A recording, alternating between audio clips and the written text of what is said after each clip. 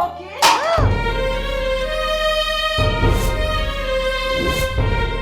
মা, এটা আপনি কি করলেন? একজন অসুস্থ মানুষের সামনে থেকে আপনি খাবারটা ফেলে দিলেন। মা, আপনি কি মানুষ? না না, আমি অমানুষ। আর মানুষ হলে এরা দুইজন, ফকিরনির বাচ্চা ফকির গ্রাম থেকে আসছে এখানে আমারে মানুষ আর অমানুষ বলতে। তোর এত বড় সাহস! এই, তোর বাপ তো অসুস্থ, কিভাবে মাছের মাথা গিলবে? মাছের মাথাটা খাইতে যায় গলায় আটকাই যাবে না?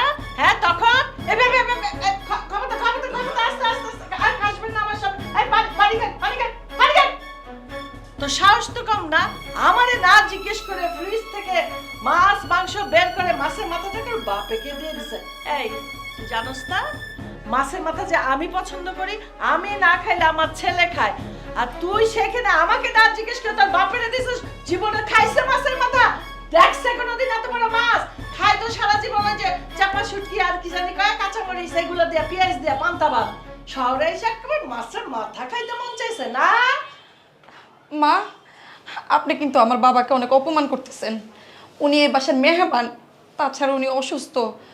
আমি সবসময় মাছ মাংস রান্না করলে আপনাদেরকে দিই, আমি কখনো খাই না। মা, মেহমান দাওয়াত দিয়ে আনছে কে?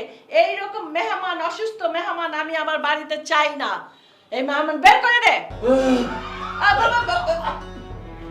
এই যে আমার কিন্তু ছোঁয়াছে রোগ হয়ে যাবে, আমিও পাগল হয়ে যাব। আজকে আমার ছেলে আসুক, এর বিচার আমি করব। আমার ছেলেকে বলবো আমি বড় না ও বড় না ওর বাপ বড়, কে এই বাড়িতে থাকে আমি দেখে নিব।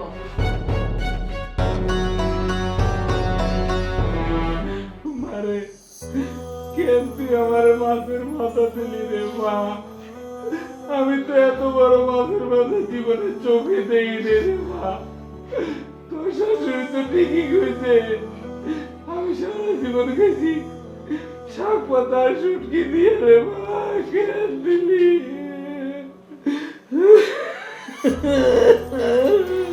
বাবা তুমি চুপ করো। বাবা, তোমার শরীরটা আরো বেশি খারাপ হয়ে যাবে। বাবা তুমি চুপ করো।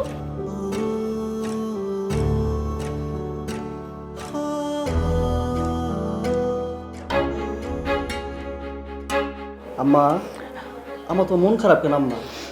তোমার মন খারাপ তাহলে কি আম্মা ভালো লাগে? আর কি হয়েছে আম্মা? আমার খুইলা কো আম্মা। মন খারাপ হইব না? তোর বউ কি করছে জানোস? আম্মা, আমার বউ আবার কি করছে? মাছের বড় মাথাটা না কি করছে জানোস? আর বাপের প্লেটে তুইলা দিছে। আমার দিকে দেখলোই না, আমি তাকাই রইছি যে আমার প্লেটে দিব না, যা আছে খালি বাপ মারে দিতেছে, বাপ মারে দিতেছে। আমি জানি কেউ না, একটা বন্যার জলে ভাইসে আসছি। আমার খুব রাগ হয়েছে, আমি খুব অপমানিত ফিল করছি, বুঝছস? আম্মা, ওর বাপ মা আইছে, এইটা আমার সহ্য হইতেছে না। আর ছোটবেলা থেকে দেখছি হয় মাছের মাথা তুমি খাইছো, নাহলে আদর করে আমার খাওয়াইছো। তোমারে মাছের মাথা দিল না আম্মা? ওরা কষায় দুটো থাপ্পড় দিতে পারলা না বসে? কি কমু ক? খুব অপমান করছি। কইরা আমি তো খাই নাই, সবাইকে এলোমেলো করে রেখে আইসা পড়ছি। নে খাওয়া, এবার তুই তোর বাপ মারেই খাওয়া।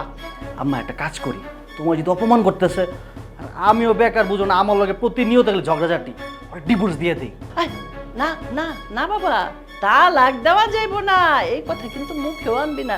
রাগের চোটে কিন্তু কোনোদিন তালাক তালাক তালাক বইলা ফেলবি না।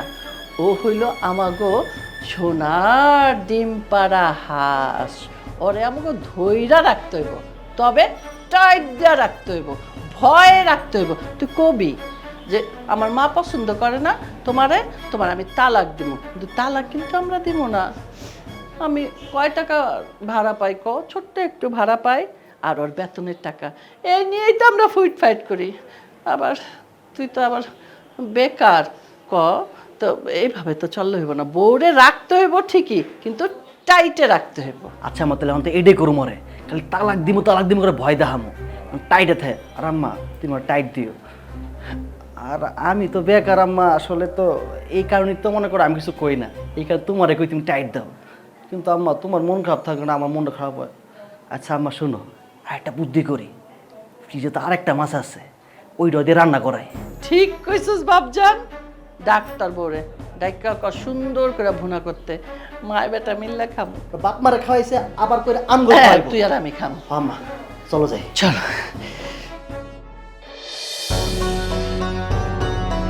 তোমার কি মাথা নষ্ট হয়ে গেছে? তুমি কি শুরু করছো বাসার মধ্যে? তোমার বাবা মা যে আসবে মানে কি বলে আসবে না? আর আসছে আসছে একদিন দুই দিন কয়দিন থাকে বাসার মধ্যে এসে? আর তুমি জানো আমার আম্মা কেমন, আমি আসলে পাই না। আর তুমি এটা কি করলা? তুমি যেদিন থেকে আমার সংসার করতেছো তুমি জানো মাছের মাথাটা কে খায়। এখন তো মাছের মাথা তোমার বাবা মাকে খাওয়াও নাই, মনে হচ্ছে যে আমার মাথাটা কাইটে দেই, তুমি সেটা তো বাবা মাকে খাওয়াও। দেখো ওনারা তো আসছে মেহমান, তাই না? আর আমি তো সবসময় রান্না করে তোমাদেরকে দিই, আমি নিজেও কখনো খাই না। আর আব্বা যেহেতু মুরব্বী মানুষ, অসুস্থ মানুষ, এই জন্য আমি ওনাকে দিয়েছি। দেখো মেহমান আসছে, খাবার খাইছে, এবার যাক, আর তো কোনো কর্তব্য নাই, তাই না? আমি আমার বাবাকে ডাক্তার দেখাবো, ওষুধ নিয়ে দিব, তারপরে ওনারা যাবে। দেখো তোমাকে আমি সুস্থ মাথায় একটা কথা বলছি, মেয়েদের দুইটা লাইফ হয়, একটা বিয়ের আগে একটা বিয়ের পরে। তোমার বিয়ের আগে তুমি কি করেছো আমার দেখার বিষয় না, বাট বিয়ের পরে তুমি যদি আমার সাথে সংসার করতে চাও আমাকে এবং আমার আম্মাকে বেছে নিতে হবে। আর যদি তুমি সেটা না চাও, তোমার যা ইচ্ছা তুমি তাই করতে পারো, কিন্তু আমি এটা বলছি তোমাকে, আম্মা আর আমি থাকতে তুমি অন্য কিছু চিন্তা করতে পারবে না যদি আমাদের সাথে থাকতে চাও। এখন তুমি ভেবে নাও তুমি কি করবে। তুমি তোমার বাবা মাকে ভালোবাসো না? তা আমি কি আমার বাবা মাকে ভালোবাসবো না? আমার বাবা মা আমাকে এত কষ্ট করে বড় করছে, শুধু কি বিয়ে দিয়ে পরের বাড়িতে পাঠিয়ে দেওয়ার জন্য? আমার কি কোনো দায়িত্ব নেই ওনাদের উপর?